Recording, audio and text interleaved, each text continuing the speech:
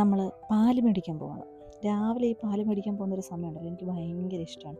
ഈ കണ്ടത്തിക്കൂടി ഇങ്ങനെ നടക്കാൻ നല്ല രസമാണ്. ചെറിയ തണുപ്പും കഥയൊക്കെ പറഞ്ഞ് നടക്കാൻ നല്ല രസമാണ്. പക്ഷേ പോയ സാധനം കിട്ടിയില്ല, പാല് തീർന്നു പോയി. അപ്പോൾ രാവിലത്തെ ബ്രേക്ക്ഫാസ്റ്റ് പുട്ടും മുട്ടയും പഴമായിരുന്നു. വീഡിയോ എടുക്കാനാണ് ഞാൻ ഈ 2 കുറ്റി പുട്ട് വെച്ചേക്കുന്നത്, അത്രയും കഴിക്കത്തില്ല, അതിപ്പോഴേ ഞാൻ പറഞ്ഞേക്കാം. അത് കഴിഞ്ഞിട്ട് ഹോസ്റ്റലിൽ കൊണ്ടുവന്നിട്ട് ചമ്മന്തിപ്പൊടി റെഡിയാക്കണം. ആ സമയത്താണ് ആ ഒരു തേങ്ങയിൽ പൊങ്ങുണ്ടെന്നുണ്ട്. അപ്പോൾ തന്നെ ഞാൻ വീഡിയോ എടുത്തുകൊണ്ട് ഓടി.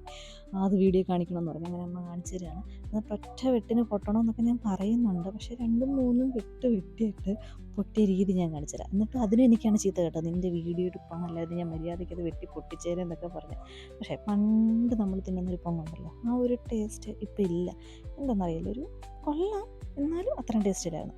ഒരു ഉച്ചരയൊക്കെ ആയപ്പോൾ, ആ ഒരു സമയമായപ്പോൾ നമ്മൾ കപ്പപ്പുഴുക്കും ചമ്മന്തിയും കട്ടൻ ചായ ഉണ്ടായിരുന്നു. അത് സെറ്റായിരുന്നു. വീട്ടിൽ വന്നു കഴിഞ്ഞാൽ പുഴുക്കുകളുടെ ബഹളമായിരിക്കും. അത് കഴിഞ്ഞ് ഉച്ചക്കത്തേക്കുള്ളതിന് അടുക്കളയിൽ കയറി. ഈ ഒരു സമയമാണ് അന്താരാഷ്ട്ര കാര്യങ്ങൾ ഞങ്ങൾ സംസാരിക്കുന്നത്.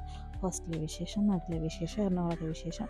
അമ്മ ഇങ്ങനെ പറയും, ചെവിതല തരുമോ, കേട്ട് ഞാൻ മടുത്ത്. നമ്മ അതിൽ വിശേഷം പറച്ചിലായിരിക്കും. എനിക്കാണെങ്കിൽ കഥ പറഞ്ഞിട്ട് തീരത്തേയില്ല. അങ്ങനെ നമ്മുടെ അവിയനെല്ലാം എടുത്ത് വെച്ചിട്ടുണ്ട്.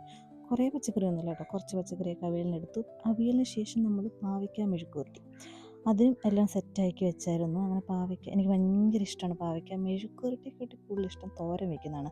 തേങ്ങയും ചെറിയൊരു കയ്പ്പുമായിട്ട് എനിക്ക് ഭയങ്കര ഇഷ്ടമാണ്. അങ്ങനെ അതും എല്ലാം അരിഞ്ഞു കൊടുത്ത് ഉച്ചയ്ക്ക് പാവയ്ക്ക മെഴുക്ക് പുരട്ടിയും അവിയൽ തോരനും സെറ്റായിരുന്നു.